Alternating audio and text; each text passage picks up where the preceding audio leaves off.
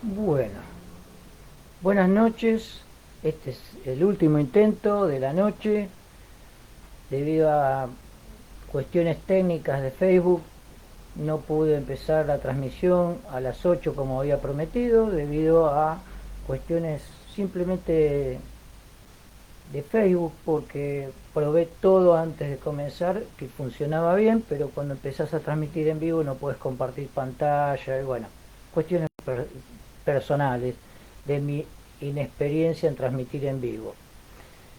Así que vamos a empezar. El motivo del video es simplemente responder a dos cuestiones, dos comentarios de personas que estaban leyendo el libro La conciencia de la naturaleza. Unos me decían que es un libro que se ve que tiene mucho de metafísica. Y otros me dicen que se dedica a la filosofía este libro.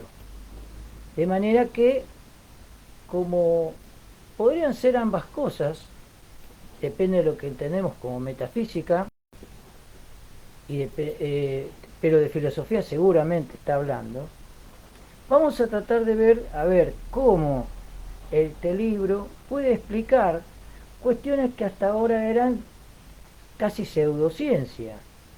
Y por otro lado, cómo pueden explicar cuestiones que tienen que ver con varias, varios conceptos, varias demostraciones sobre partículas subatómicas y un extraño comportamiento que tienen, varios extraños comportamientos que tienen, ligados a la física cuántica, algunos de ellos.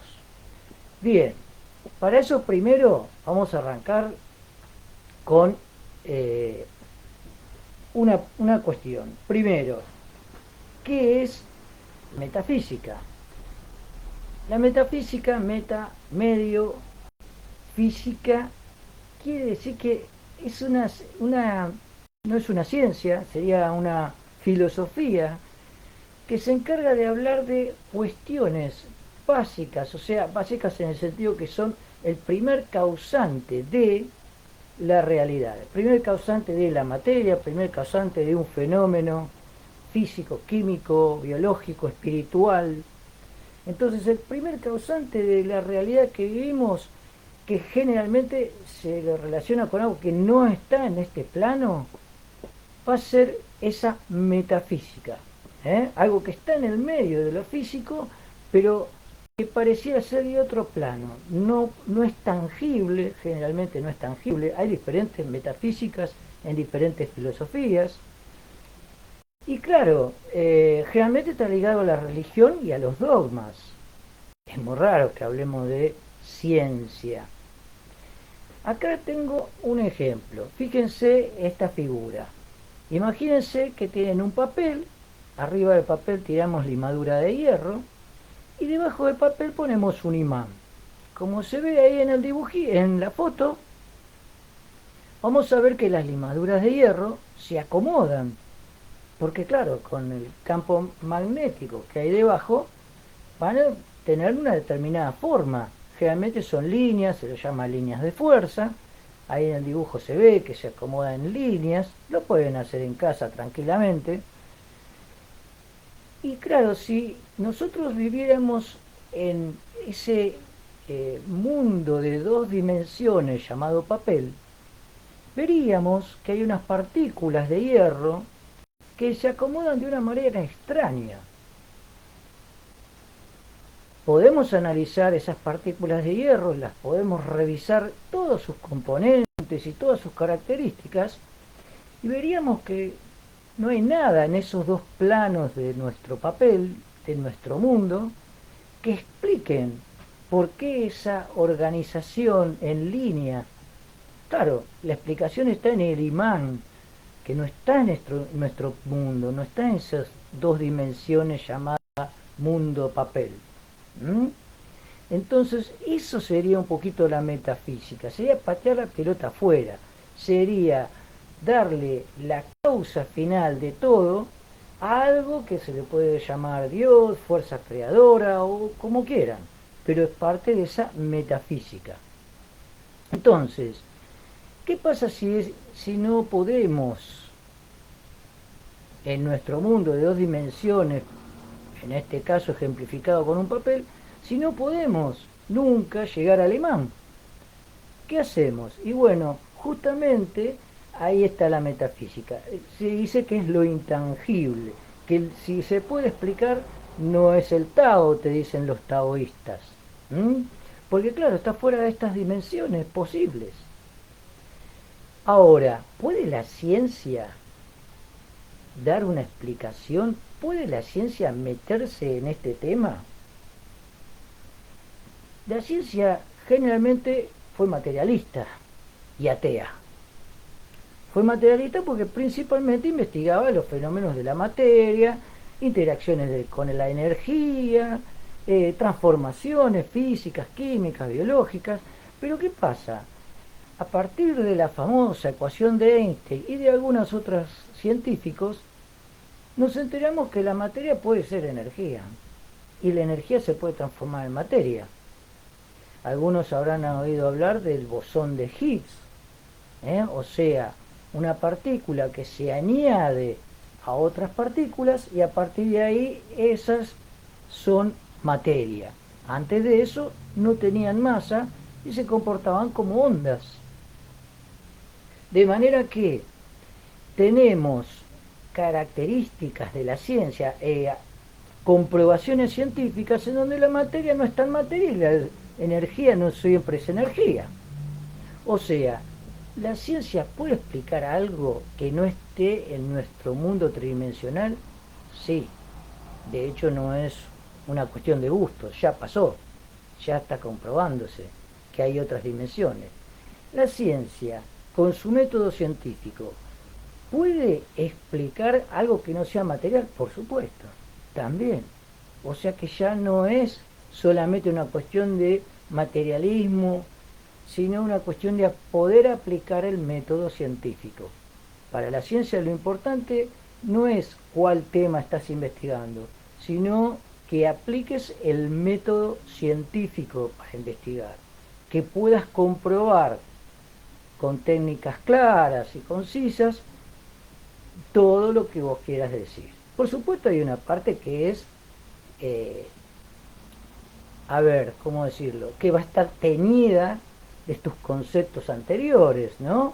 No todo se puede demostrar, siempre hay una parte que es una explicación que tiene que ver con preconceptos del científico, ¿no?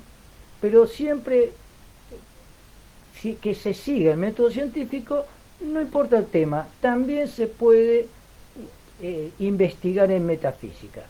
Obviamente no va a haber ningún lugar, ningún instituto con mucho tiempo ni dinero para eso. Bien, decía que hay partículas de la materia, ya que hablamos de la materia, hay partículas de la materia que tienen un comportamiento raro. O sea que en la física cuántica y en la física de partículas, donde se estudia las unidades básicas, las partículas más esenciales, más pequeñas que forman la materia, se están encontrando con cosas rarísimas. Y realmente es de hace muchos años, muchas décadas, no es algo nuevo. Hay algunos que sí, que son descubrimientos nuevos, pero no es algo nuevo. Y realmente lo que logran es que las explicaciones se vuelvan cada vez más complejas y se haga muy difícil una teoría que unifique, que integre todas estas ideas. Y cuando las ideas se vuelven tan complejas sobre un mismo tema, muchos estudiosos de la epistemología, o sea, del origen del conocimiento, muchos estudiosos de filosofía, muchos estudiosos de la historia de la ciencia nos dicen que si se hace tan compleja la explicación de un mismo fenómeno, si hay tantas escuelas contradictorias para explicar un mismo fenómeno, quiere decir que tiene que venir nuevas investigaciones, nuevas teorías que integren todas estas demostraciones y logren una explicación nueva, superadora de las anteriores. A eso Thomas Kuhn lo llama la ciencia normal. Bien, ¿cuáles son esas cuestiones raras que digo yo? Vamos a ver algunas. La primera y principal es la teoría de los campos. ¿Qué significa esto? Nosotros suponemos, y siempre nos enseñaron así, que nuestra materia está formada de objetos físicos sólidos. Pero ¿qué pasa? Bueno, después estudiamos el átomo y partículas subatómicas y a su vez partículas que están dentro de las subatómicas formándolas, y todo pareciera que son bolitas o esferas completamente sólidas. Pero ¿qué pasa? Lo que empieza, digo empieza por ser tranquilo, digamos, porque en realidad ya hace muchas décadas que esto está demostrado. Lo que empezaron a encontrar los físicos de partículas es que cuando se busca determinar dónde está la partícula en un determinado instante y a qué velocidad se mueve, como por ejemplo los electrones alrededor del núcleo, nunca se pueden dar precisamente las dos, o sea, el lugar y la velocidad. Y alguno puede decir, bueno, eso es porque no hay métodos precisos, es algo tan complejo, tan pequeño. No, no es por la metodología, es porque así se da en la naturaleza. No es un tema del aparato y de sus errores. ¿Mm? Por supuesto, esto se demostró matemáticamente, no depende de un aparato la matemática. Entonces, ahí está en el dibujo, tenemos la teoría de campos, o sea, cada objeto subatómico no ocupa un lugar, sino que hay todo un campo donde podría estar. Hay una zona más probable y una zona menos probable. Insisto, esto no es algo que me gusta a mí, que lo digo con condimentos especiales de mi forma de pensar, esto es lo que está comprobado. ¿Mm? El principio de incertidumbre de Heisenberg, si a alguien le interesa un poquito más este tema, puede buscarlo. Entonces se habla de la teoría de campos en física de partículas. Hay zonas más probables de encontrar, zonas donde es más densa la materia y otras que no, menos probables. Esto tiene que ver también con la estadística. Ahora, ¿qué pasa? Alguno dirá, bueno, pero ¿y esto qué tiene que ver con tu libro? Vamos a ver que las ideas del libro pueden explicar mucho mejor todos estos fenómenos. Y algún otro me puede decir, ya, mire, ¿qué me sirve todo esto? Bueno, ya se está aplicando en muchísimas cosas. Por ejemplo, los celulares se comunican para GPS, se comunican con satélites. Y los satélites tienen corrección de alteraciones del espacio-tiempo para que anden mejor y puedan encontrar mejor tu ubicación. O sea, están aplicando teorías de la física cuántica para que el GPS ande mejor. De la física de la relatividad de Einstein y la alteración del espacio-tiempo. También usamos radiación nuclear para medicina, para diagnósticos para imágenes, para tratamiento de cáncer. Y también se va a usar para, dentro de poco, ya se está usando pero no a nivel hogareño, para las computadoras cuánticas, que van a hacer una verdadera revolución en cuanto a velocidad y en cuanto a capacidades. Y por supuesto, hay otra cuestión fundamental. Si no querés saber cómo estás formado y cómo está formada tu naturaleza, apagá este video, dedicate a otra cosa, que no hay ningún problema. Te aconsejo que no. Te aconsejo que no, porque puede haber cosas asombrosas. Eso es segurísimo. Bueno, bien. O sea, el conocimiento también sirve para ser, no solamente para aplicar. Y ser no es solamente tener. Ser es una cosa y tener es otra. Bien. Entonces, tenemos la teoría del campo que dice que no somos tan sólidos y tan ubicables como parece ser la materia. No es poco, ¿eh? No es poco. Bien, ¿qué otra cosa me dice la física de partículas o la física la física cuántica? Me dice muchísimas cosas más. Voy a ir a una explicación. Miren qué lindo dibujito. Son un asco, ¿no? Pero bueno, tengámosle un poquito de cariño. Vamos a ver, este ejercicio lo hice yo en el primer año de mi licenciatura en biología, pero hice una parte, obviamente. ¿Qué es este garabato? Se descubrió que los fotones, o sea, la luz, es una energía lumínica, sí. Pero, ¿qué pasa? Siempre se creyó que eran ondas.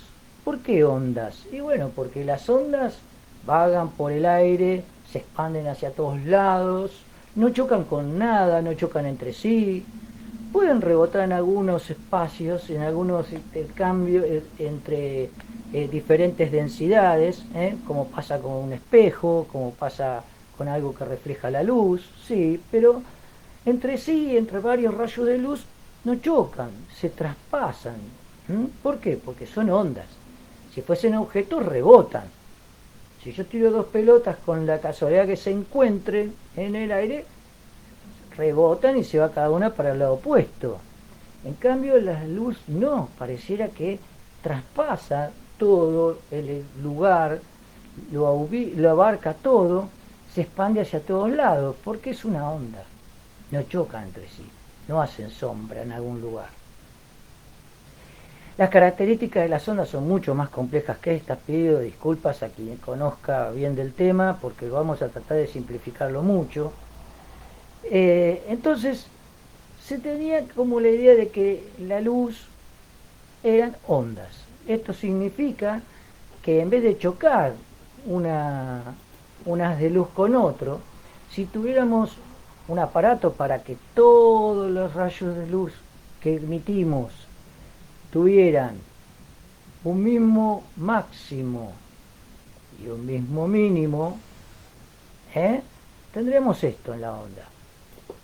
O sea, la onda es como una ola del mar, nada más que además de generar un pico, también genera un hueco. Un sinusoide, diría la profe de matemática. Ahora, ¿qué pasa? Supongamos que tenemos otra onda, pero es exactamente al revés. Si se choca esta onda con la otra, ahí sí, pasa algo raro, se anulan y veríamos oscuridad. Si este haz de luz se choca con este, veríamos una sombra, siempre tratando a la luz como onda. Y bien, y eso pasa. Imagínense tirar dos piedritas en el agua completamente tranquila. Si la distancia entre las piedritas generan dos olas que se superponen, bueno, voy a tener una ola más grande. Pero si la distancia entre las dos piedritas que tiro genera olas que una anula a la otra, voy a tener de nuevo agua quieta. Entonces, ¿qué pasa? ¿Qué quiero decir con esto? Que las ondas, en vez de ser como las partículas que o no chocan por casualidad o chocan y rebotan, en cambio las ondas pueden interferirse entre ellas. O se interfieren sumándose y se hace una onda más grande, o se interfieren restándose y queda anulado todo. O sea, la suma de estas dos ondas sería nada. Pero, ¿qué pasa si la interferencia es positiva? Vamos a hacer el otro ejemplo. Si justo la olita que sumo a la de arriba es igual, llamémosle igual a esta porquería que dibujé, claro, la suma que va a ser, una onda más grande para arriba y una onda más grande para abajo. Aumenta, se suma todo. Entonces, una onda puede tener una interferencia constructiva y otra destructiva.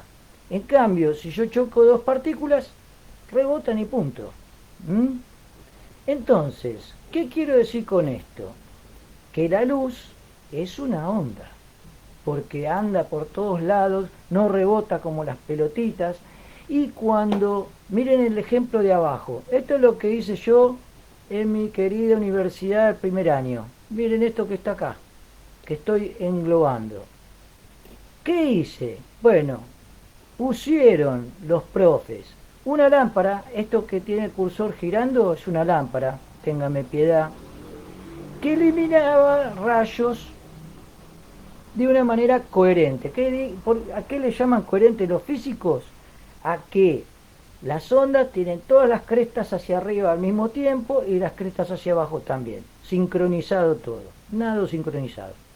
Pusimos una planchuela que está acá, miren el cursor, abajo, que tenía dos orificios.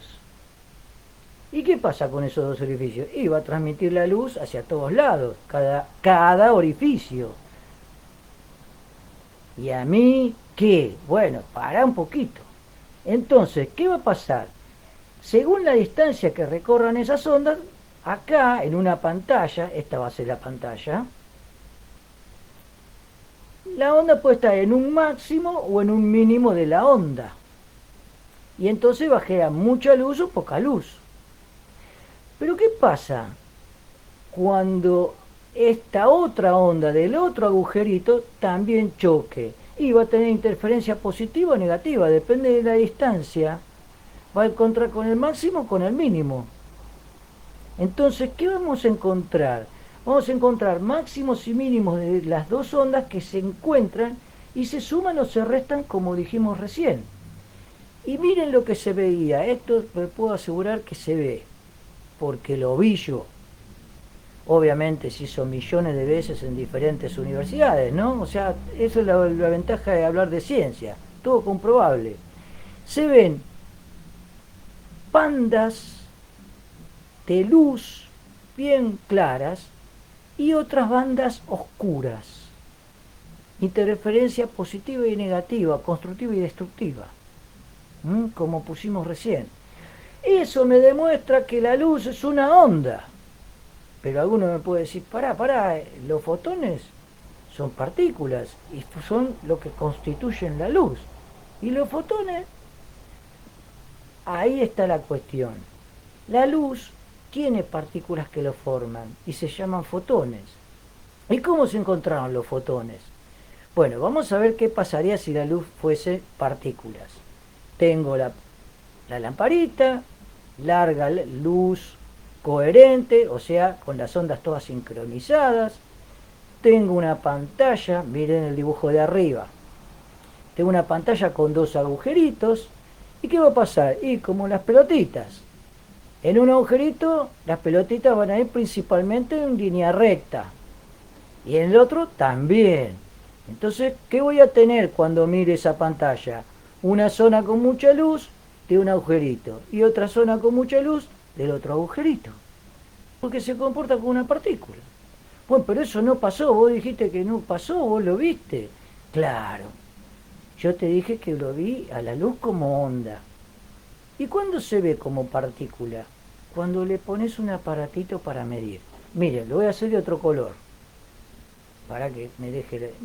ahora no me deja hacer. Vamos a elegir otro color. Si yo pongo un aparato acá, porque lo hicieron esto, pusieron un aparato acá donde está el amarillo, para decir, bueno, a ver, ¿y los fotones por dónde pasan? ¿Por el agujerito este o por el de abajo? Yo voy a poner aparatitos para medir si los fotones pasan por uno u otro agujero. Así sé qué pasa en este caso donde se ve la luz como onda. Si yo sé que hay partículas. Entonces pusieron los aparatitos ahí. Cuando los aparatitos funcionan y tratan de medir por dónde pasa la luz, por dónde pasan los fotones, inmediatamente la luz se comporta como arriba, como se ve en el dibujo de arriba, o sea, se comporta como partículas y genera dos manchones de luz como se ve arriba. Si le saco estas mediciones, si le saco estos medidores, vuelve a comportarse como onda. Pero ¿y entonces es onda o es partícula? Las dos cosas a la vez. Es onda y es partícula. Cuando lo mido, genero un desequilibrio, genero una alteración en la luz que hace que se comporte como partícula. como fotón. Cuando no lo mido, se traslada, se comporta como una onda. ¿Esto qué significa? Significa algo rarísimo, que hay dos situaciones que pueden darse de acuerdo a si yo observo o no la materia la altero cuando observo. Bueno, esto es una discusión que todavía sigue en las grandes universidades y realmente es muy complejo de entender porque hay miles de experimentos paralelos a esto que se hicieron y cada vez es más enigmático. Por ejemplo, algunos dijeron, bueno, entonces debe ser el aparato este que altera algo de la medición, vos le pones un aparato raro, un armatoste y andás a ver los líos que le hace a la pobre luz. Por eso cambia de comportamiento. Pero miren lo que hizo algún otro. Pusieron los aparatitos para medir por dónde van los fotones después de la pantalla.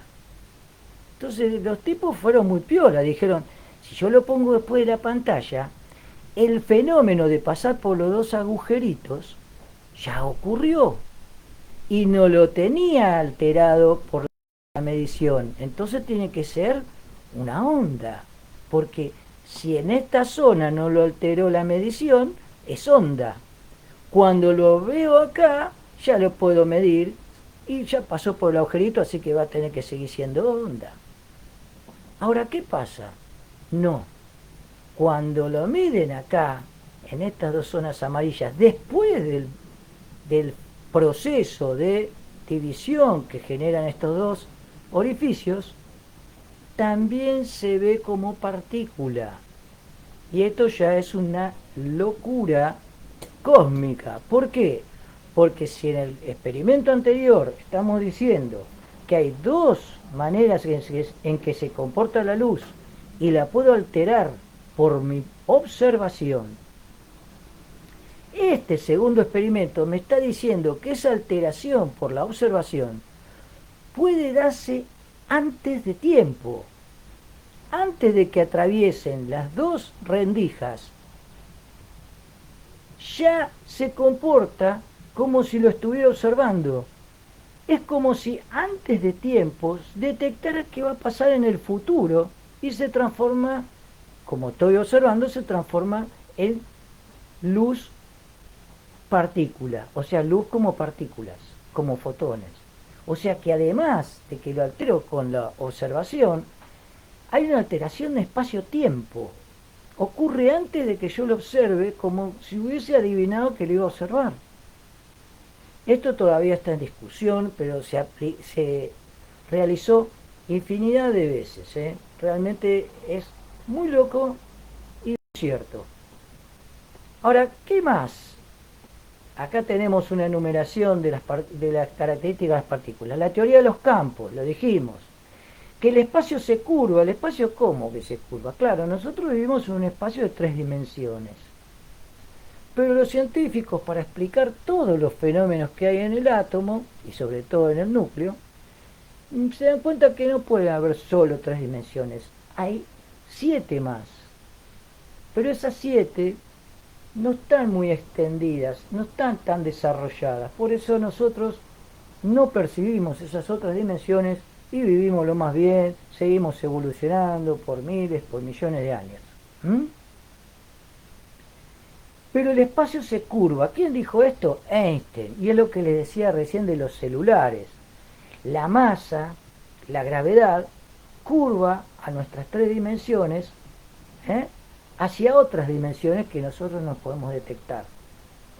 ¿Y qué pasa con eso? Bueno, tienen que corregir entonces esa curvatura del espacio cuando miden la distancia de los satélites. Así podemos tener un GPS que funcione bien. Esto también lo tenemos que tener en cuenta. Vivimos en un papel de 2 dimensiones, no, perdón, de 3 dimensiones, pero hay otras 7. O sea, el papel, por más que tenga un espesor muy, muy pequeño comparado con el ancho y el largo, hay un espesor, existe el espesor. Bueno, nuestro espacio tiene un espesor en 7 dimensiones muy pequeño, un espesor muy pequeño, pero en las otras 3 sí, es bien grande. O sea, vivimos sobre un papel, pero de 3 dimensiones. ¿Qué más? Bueno, hay una dualidad onda-partícula. Eso lo vimos. Vimos fenómenos instantáneos. No, instantáneos no. Con efecto retro, efecto anterior al tiempo. ¿Mm? ¿Qué es esto de las membranas multidimensionales? Un poquito algo hablamos. Vivimos sobre una membrana, pero que tiene tres dimensiones, extendidas, grandes, notorias, y otras siete que no son tanto. Son muy pequeñas comparadas con las otras, casi despreciables. Con perdón de la palabra, despreciables en el sentido que no las necesitamos para la vida diaria, pues son tan chiquitas, pero cuando vemos partículas subatómicas, que son súper pequeñas, ahí sí va a haber que tenerlas en cuenta. Los físicos las llaman branas, branas de n dimensiones, en el caso de nuestro mundo, 3, pero hay otros mundos, hay otras branas. Y alguno me dirá, bueno, ¿y las supercuerdas? La supercuerda es un caso especial de brana. Para mi gusto, es una exageración teórica de lo que es una brana. ¿Por qué? Las supercuerdas algunos consideran que son como soguitas que van de un lado al otro del universo y generan manifestaciones extrañas. En realidad, la idea de la supercuerda es la misma que la de las membranas o branas. La supercuerda, ¿qué tiene? Y tiene una longitud, una dimensión bien extendida y otras dos muy chiquititas. Por eso si la veo de lejos pareciera que una sola dimensión tiene, que es una línea solamente. Si me acerco, veo que no, hay un ancho también y un espesor, aunque sean muy pequeños comparado con el largo. Justamente esa es la idea de supercuerda. No es que hay una soguita que va de un lado a otro del universo, son branas con n dimensiones. ¿Mm? Bien, y esto que dice fenómenos instantáneos, superposición de estados, ya lo vamos a ver, ya los vamos a ver. Téngame paciencia. A ver si hay gente, che, que me está viendo y quiere preguntar algo. Porque como cambié de horario, ¿viste? No sé si hay gente viéndome. A ver, los espectadores. Cambié de horario, pobre gente. Los que me quieren ver tienen que soportarme a mí. Pero les pido disculpas, no es mi caso, no es lo que yo hago siempre. Realmente respeto mucho a quien me quiere ver. Claro, no hay nadie, hasta ahora no había dicho que iba a estar acá.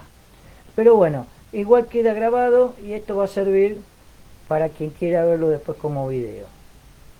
Bien, entonces, ¿qué es esto de fenómenos instantáneos y superposición de estados? Vamos a ver. Recién dijimos que una partícula podía ser onda o partícula. ¿Mm? Que si la veo se transforma en partícula y si no la mido no se transforma en partícula, es onda solamente. Bueno, hubo una persona que se llamó Bell, campana en inglés, bueno, es un apellido, en el año 1964, que por una cuestión estadística demostró que en realidad hay partículas que tienen 4 posibilidades. Pueden ser solo ondas, primera posibilidad, solo partículas, segunda posibilidad, ondas y partículas, cuando no lo veo, ondas y partículas a la vez. Voy a decir, pero ¿cómo puede ser eso? No me lo imagino. Exactamente así. Nadie se lo puede imaginar. Es como decir que una moneda cuando no la tiro es cara y seca.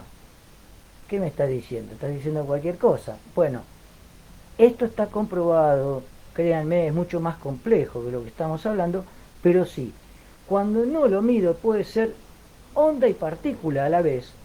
Y hay un cuarto estado, que es ni onda ni partícula. Esto no es la charla de un borracho.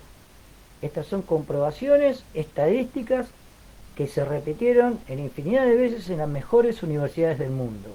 O sea, hay una superposición de estados. Las partículas subatómicas pueden estar al menos en 4 estados a la vez.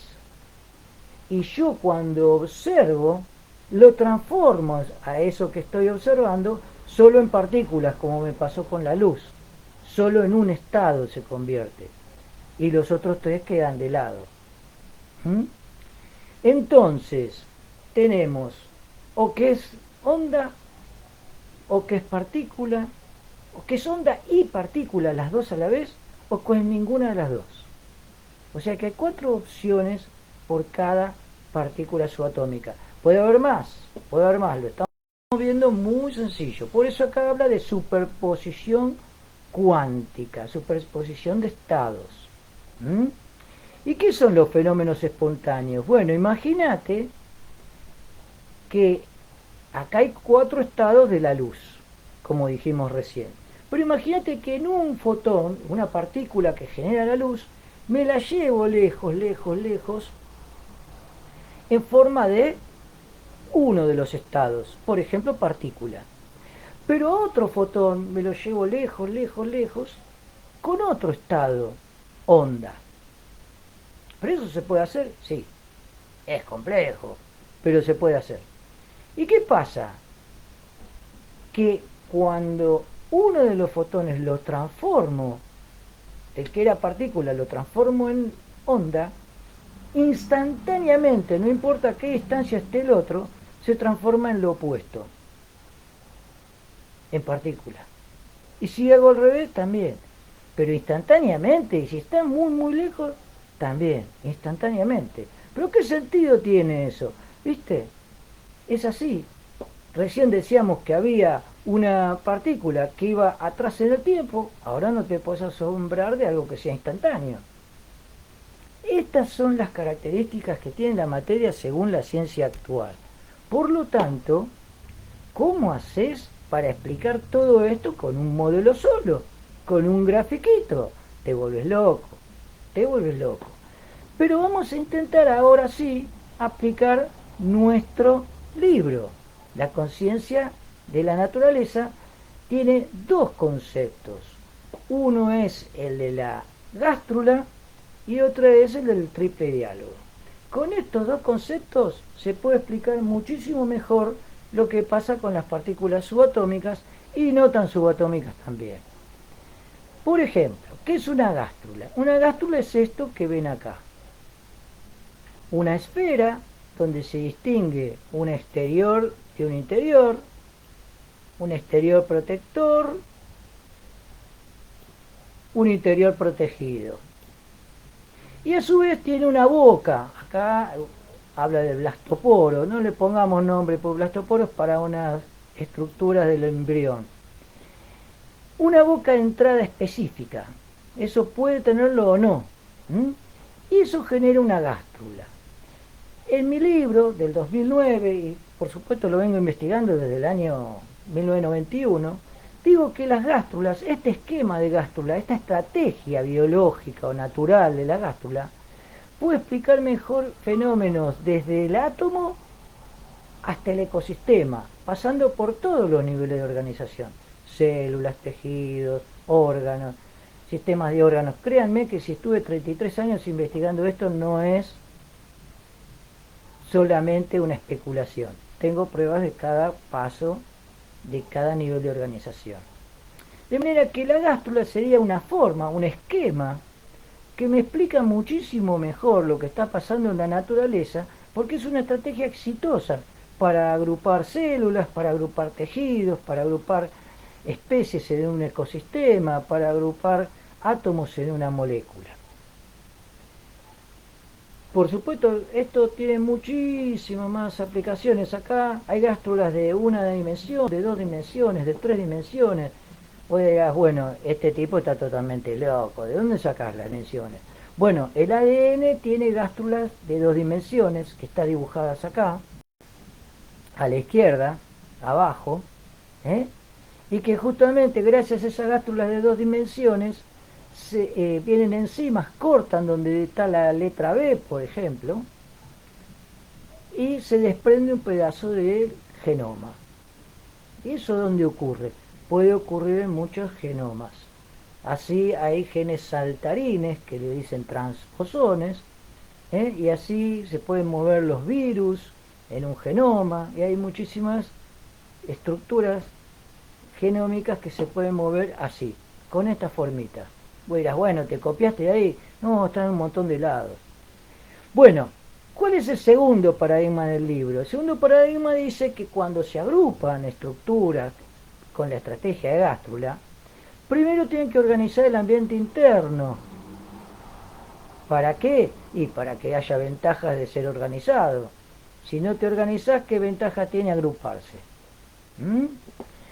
Después tiene que relacionarse con el exterior para alimentos, recursos, oxígeno, lo que fuese que necesita esa agrupación para vivir.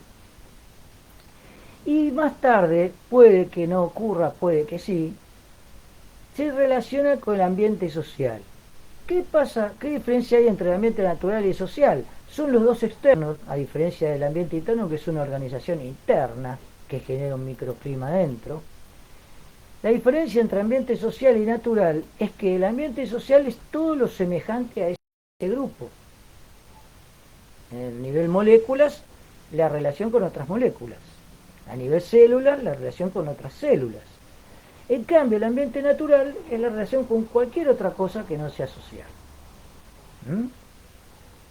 Y así podemos explicar desde nuestro sistema nervioso, como está acá a la derecha, hasta las estructuras de moléculas, hasta un ecosistema, hasta un grupo económico, muchísimas cosas más.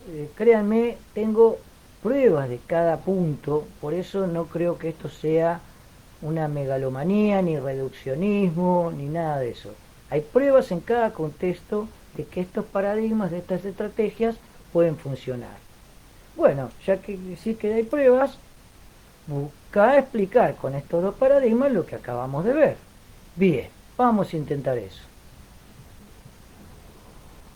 Bueno, acá tenía preparado una explicación de un tal Maldacena, un físico muy exitoso a nivel internacional, creo que ahora está trabajando en Harvard, que tiene la conjetura de Maldacena. Algunos dicen que es el Einstein moderno, resolvió la diferencia entre partículas y ondas, y también el problema que tiene la gravedad comparado con la fuerza electromagnética. La gravedad es mucho más suave que las fuerzas electromagnéticas, y él logró explicar por qué. Matemáticamente, ¿no? Esto es un dibujito que lo ejemplifica, pero matemáticamente llegar a esto es una locura. Y él lo logró después de que 60 años de los mejores físicos del mundo no pudo lograrlo. Bueno, entonces, imaginémonos nuestro mundo tridimensional como si fuera una planchuela, como esta plancha azul. Tenemos otras dimensiones que sería de este espesor más oscurito, pero esas otras dimensiones son tan pequeñas que casi es como si no existieran para nosotros. Ahora, ¿qué pasa si una gástrula genera una curvatura en ese espacio-tiempo? Genera un espesor en ese espacio-tiempo. ¿Y qué pasaría si esa gástrula tiene la boca no hacia las 3 dimensiones de nuestro plano donde vivimos, sino hacia otra dimensión? Entonces veríamos que aparecen en el medio de la gástrula fenómenos extraños que no se pueden explicar con las 3 dimensiones que conocemos. Y es lo que pasa en el núcleo del átomo. Y es lo que pasa en todas estas explicaciones que acabamos de ver con experimentos muy complejos. Fíjense, acá está. Imagínense nuestra brana o nuestra membrana de 3 dimensiones que gracias a una gástrula choca con otro plano, con otra membrana, con otro mundo, ponele de X dimensiones, no importa cuáles. Un físico diría una brana de N dimensiones. Bueno, llamémoslo así quedamos bien. Entonces, ¿qué pasa? ¡Apa! En el medio de la gástrula van a pasar cosas raras. Y claro, lo que pasaba con las partículas subatómicas, lo que pasa en la célula con el ADN, que encontraron científicos rusos unas características rarísimas del ADN, lo que pasa en nuestro cerebro, según algunas explicaciones, lo que pasa en muchos centros de intercambio entre el exterior y el interior, y lo que pasa cuando la materia se organiza de una manera tal que parece imposible de que ocurra por casualidad. Viene de otros planos, o sea, en estos otros planos están los planos de construcción de ese orden que encontramos en el cosmos. Por eso, cuando buscamos en nuestro plano tridimensional, no encontramos el porqué último, como nos decía la metafísica, como veíamos en el caso del imán. Claro, si el imán no lo podemos ver en nuestro mundo tridimensional. Bueno, este plano amarillo que le da la forma en que tiene que organizarse la gástrula, no lo vemos, porque no está en nuestras dimensiones visibles. Y acá tenemos la explicación, no la final, la penúltima. Fíjense, tenemos una gástrula, las gástrulas están de verde, nuestro plano tridimensional está de negro. Por encima de nuestro plano tridimensional tenemos un plano que se llama plano de características de partículas. En realidad los científicos lo llaman campo de Higgs, o donde están los bosones de Higgs, listos para unirse a estructuras y darle la característica de partículas, darle masa, y que se comporte como partículas en el experimento que vimos recién, donde estaban las dos ranuras. Entonces, ¿qué va a pasar? Vamos de a poco. Fíjate otro plano que tenemos debajo, en azul. Acá tenemos todos los planos tridimensionales. Las membranas que veíamos recién están transversales, por eso le dibujo como una rayita nomás. Están cortando el dibujo. Están perpendiculares al dibujo. Entonces, fíjense, en azul tenemos el otro plano, el plano de características ondas. Entonces, si una gástrula tiene la boca hacia arriba, se va a encontrar con el plano de características de partícula y va a ser partícula. Si esa gástrula tiene la característica de la boca abierta hacia el plano de características ondas, se va a comportar como una onda, como vimos recién en el experimento. ¿Qué pasa si vos dijiste que están superpuestas 4 situaciones? Bueno, acá están las otras 2 que son casi imposibles de imaginar. Que la gástrula tenga las 2 aberturas, una hacia el plano de características ondas, otra hacia el plano de características partículas. Tiene las 2 condiciones a la vez. Y en el último caso, de la derecha, no tiene ninguna de las condiciones, no tiene bocas de intercambio hacia ningún lado. Entonces tenemos los 4, la superposición cuántica de Bell. Partícula, onda y partícula, ninguna de las 2. Todo explicado por una gástrula. ¿Ven que ahora se ve mucho más claro? Una gástrula que puede tener una boca hacia arriba o hacia abajo, o las 2 o ninguna. La superposición cuántica ya está. Bueno, pero vos hablaste de un montón de otras cosas. Sí, tranquilo, vamos de a poco. Ahora, algunos de estos planos que no vemos porque están cerquita de nuestro mundo tridimensional, pero en otro multiverso, en otra membrana, algunos de estos planos que toca la gástrula cuando intercambia acá, en esas relaciones, algunos de estos planos es atemporal. ¿Qué significa atemporal? Que el tiempo no transcurre. Sí, bueno, pero otra vez te emborrachaste. No, eso puede ocurrir. Imagínense que si estamos hablando de que nuestro mundo puede estar curvado y el tiempo puede ser alterado, bueno, puede haber planos en donde el tiempo no transcurre, sino que es una dimensión más, como el largo y el ancho. El largo no transcurre, el largo lo mido y es algo fijo. Todas las situaciones estarían a la vez. Es como un mazo de cartas. Yo puedo tirar una carta por vez, pero en el mazo están todas juntas a la vez. Bueno, estos planos atemporales hacen que todas estas situaciones, estos 4 estados de la gástrula, estén superpuestos en tiempo y espacio. Y eso también puede hacer que un efecto sea hacia atrás en el tiempo, porque este espacio, estos planos, ponele el azul, ponele el rojo o ambos, no tienen un tiempo que transcurre, sino que es una distancia fija. Entonces puede pasar todo a la vez y puede pasar retroalimentándose, como vimos en el ejemplo del experimento de la doble membrana, de la doble rendija. Y también puede pasar eso que pasaba instantáneamente, esas ondas esas partículas que alejo y como están entrelazadas cuánticamente cambian una instantáneamente con la otra. ¿Cómo puede ser instantáneamente si están a millones de kilómetros de distancia? Porque alguno de estos planos, o el azul o el rojo, no pasa el tiempo. Entonces, claro, nuestro plano tridimensional lo vemos como algo loco, porque ahí sí el tiempo transcurre. No es una medida más, no es una dimensión más. Es algo diferente para nosotros el tiempo.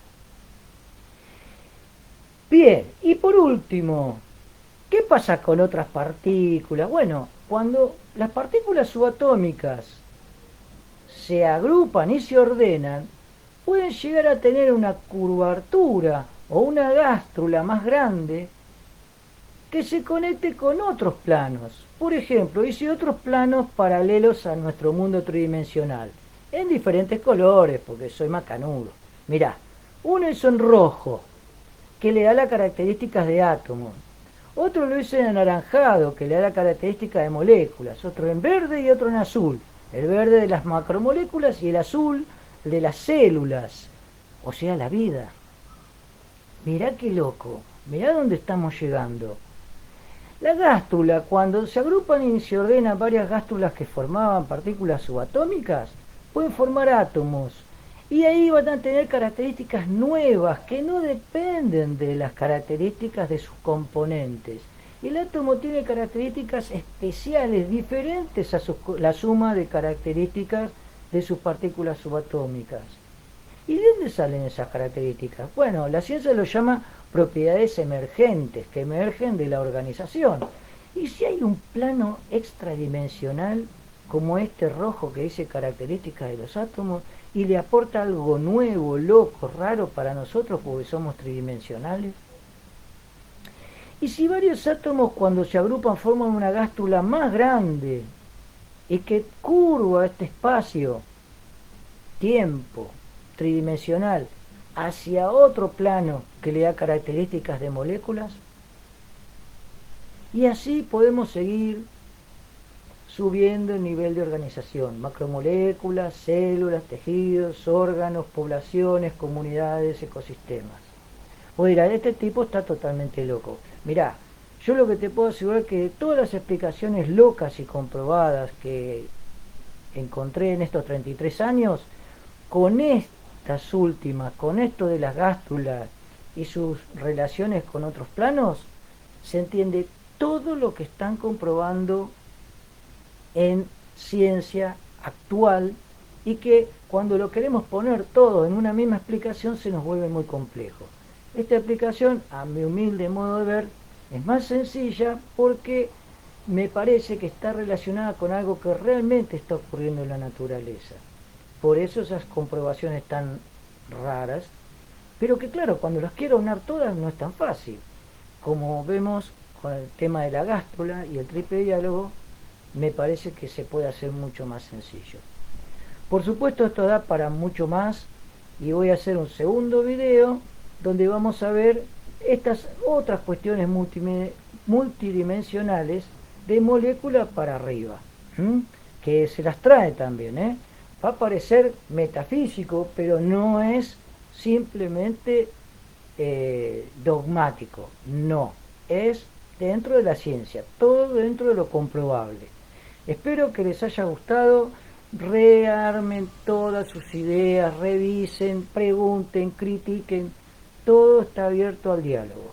Lo que sí les puedo asegurar que no van a encontrar esta explicación en ningún otro lado, yo la busqué, soy autocrítico, al contrario, generalmente me menosprecio, así que busqué en todos lados porque dije, esto es demasiado bueno para que sea mío. Tiene que haberlo dicho algún otro y lo copié sin querer, pero no lo encontré. Así que acepto todo comentario, toda crítica, y si pueden difundirlo, por favor, me hacen un gran favor porque no tengo forma de que esto se transmita a muchos lados, no me dedico a vender libros, no tengo medios de comunicación, así que si alguien lo puede pasar este video, les agradecería muchísimo. Bueno, seguimos en contacto en la página del libro de Facebook que se llama La Conciencia de la Naturaleza. También me pueden encontrar en Instagram como Ariel Van Nosca, en Facebook también como Ariel Van Nosca. El libro lo pueden encontrar, me lo pueden mandar un mensajito en Instagram o en Facebook y se los alcanzo. Si no son de Argentina, hay otras maneras de conseguirlo, pero eso, mándenme un mensajito y lo hablamos. Muchas gracias y será hasta el próximo video el miércoles que viene a las 8. Espero que esta vez sí funcione todo mucho mejor. Suerte.